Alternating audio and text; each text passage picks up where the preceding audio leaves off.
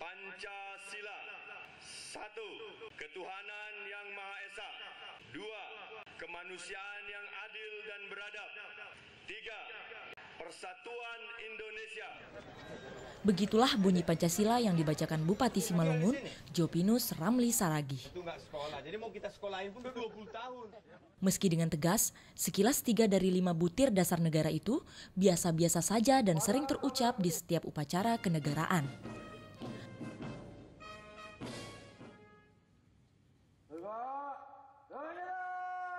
Namun tidak bagi pria yang kerap disapa JR Saragih ini.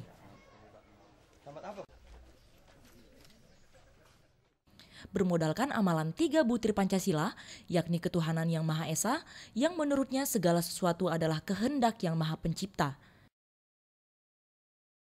Kemanusiaan yang adil dan beradab, yang menurutnya keselarasan antar pemimpin dan bawahannya hingga ke masyarakat untuk tetap berlaku adil. Sama-sama Bu ya.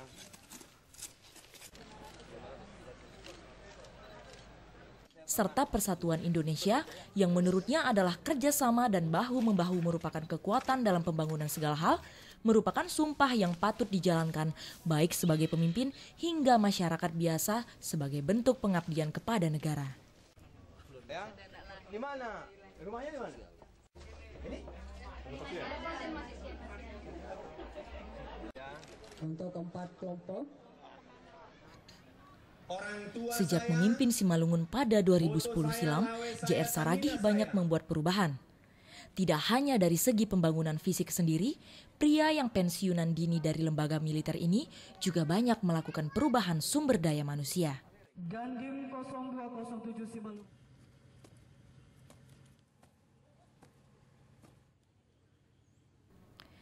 Lihat saja ibu kota wilayah berhawa sejuk ini.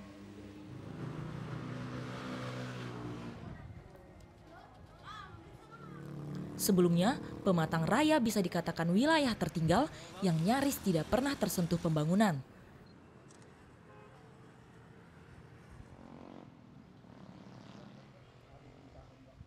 Padahal, sebelum JR Saragih memimpin, wilayah ini sudah ditetapkan sebagai jantung Kabupaten Simalungun oleh kepala daerah terdahulu.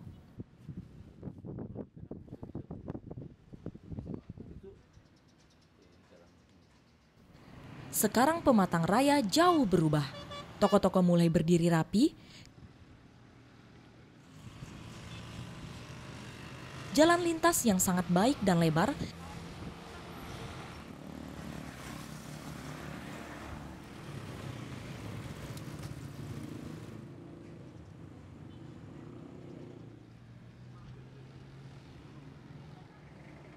Hingga untuk pertama sekali di Kabupaten Simalungun berdiri universitas. Meski berstatus milik swasta, namun hal ini sebagai bukti betapa majunya wilayah ini sekarang.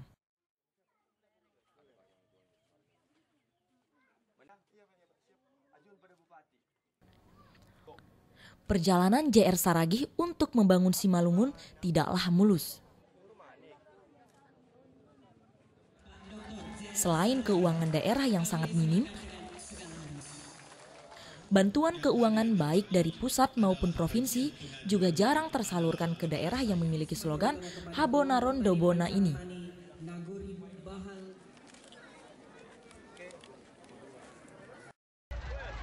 Bak jalan berliku yang penuh kerikil tajam, lagi-lagi niat ayah satu anak ini untuk membangun kampung halamannya tetap mendapat halangan.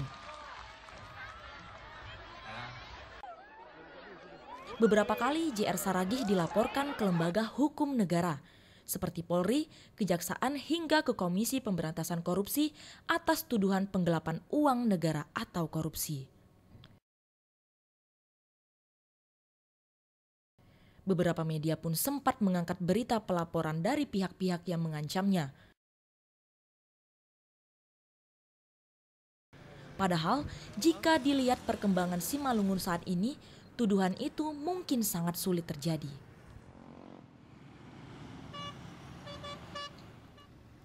Bagaimana tidak, hampir setiap wilayah yang memiliki 31 kecamatan dan berpenduduk 800.000 jiwa ini mendapatkan jatah pembangunan.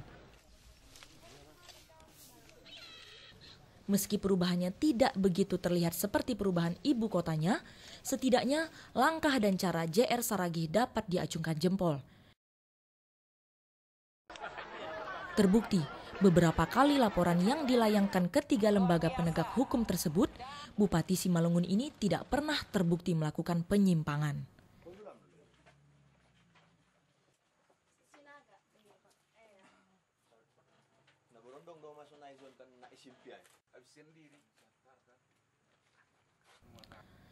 Meski sempat merasa jenuh karena keikhlasannya membangun Simalungun selalu mendapat cekalan oleh lawan politiknya, JR Saragih tetap bertahan hingga penghujung masa jabatannya.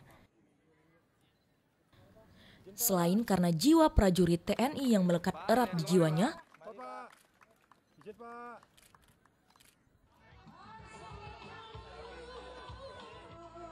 dukungan istri,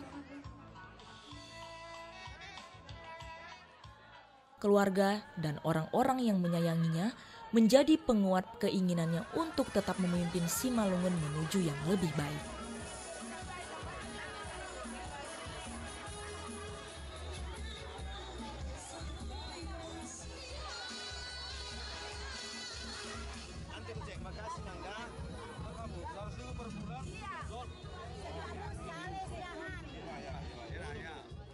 Padahal, jika dibandingkan saat ia menjadi anggota militer, dari segi kenyamanan hingga kekayaannya jauh lebih banyak dibandingkan menjadi Bupati Simalungun seperti saat ini.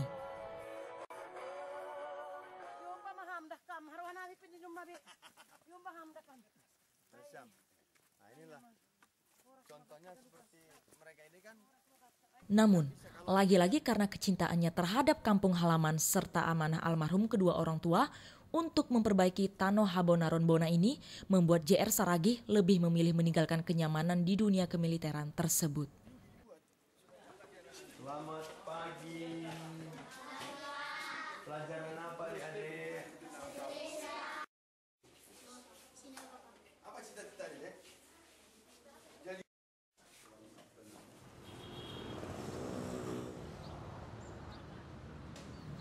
Dari sektor pegawai negeri di bawah pemerintahan yang ia pimpin, JR Saragih juga banyak melakukan perubahan.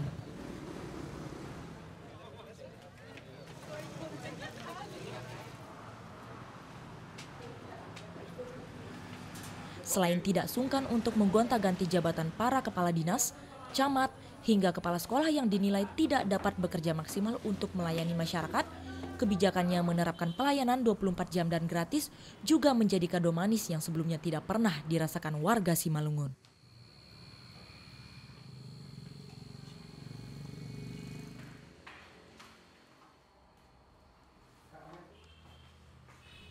Awalnya, kebijakan JR Saragih itu dianggap konyol dan hanya celoteh biasa.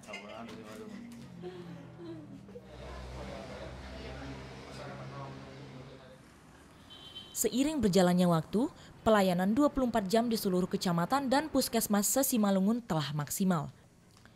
Meski fakta di lapangan, beberapa pegawai kecamatan dan puskesmas masih sering kucing-kucingan untuk tidak mengaminkan kebijakannya. Siapa sangka, jika hal itu diketahuinya langsung, baik melalui laporan media maupun pengaduan dan keluhan masyarakat, tindakan tegas seperti pencopotan jabatan sangat dilakukannya.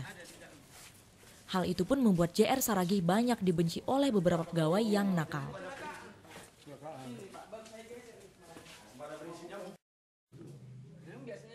Dengan hangat dan tetap mengingat sumpahnya, JR Saragih sering tidak ambil pusing.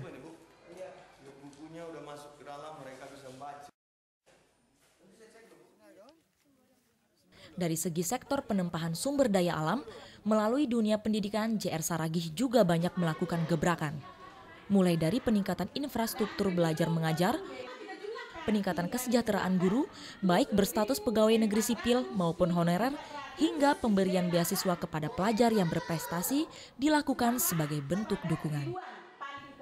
Tidak sampai di situ, berdasarkan data dan fakta yang ada, sebanyak 42 mahasiswa asal Simalungun yang berkuliah di Bandung juga mendapat suplai dana bantuan darinya. Tak tanggung-tanggung, para putra-putri Simalungun yang ada di sana tak perlu lagi memikirkan dana kuliahnya hingga wisuda nanti.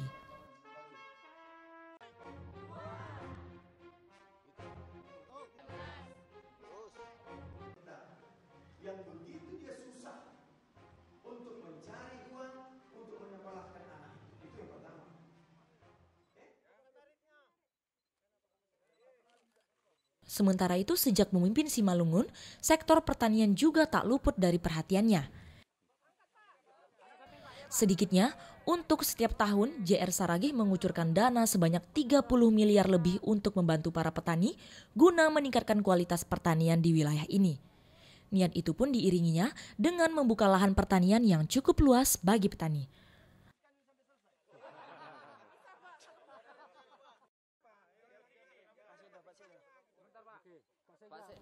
Lalu, apakah Simalungun kedepannya akan mendapat sosok pemimpin seperti JR Saragih? Atau justru hancur di tangan para penggila kekuasaan yang mulai bermunculan di Tanah Hobanoron Dobona ini? Jawabannya ada di tangan para masyarakat sendiri. Terima kasih Bapak Bupati Simalungun JR Saragih. Meski kelak kau tak memimpin lagi, Simalungun ini pasti akan sangat kehilangan. Besar harapan kau tetap maju dan terus memimpin.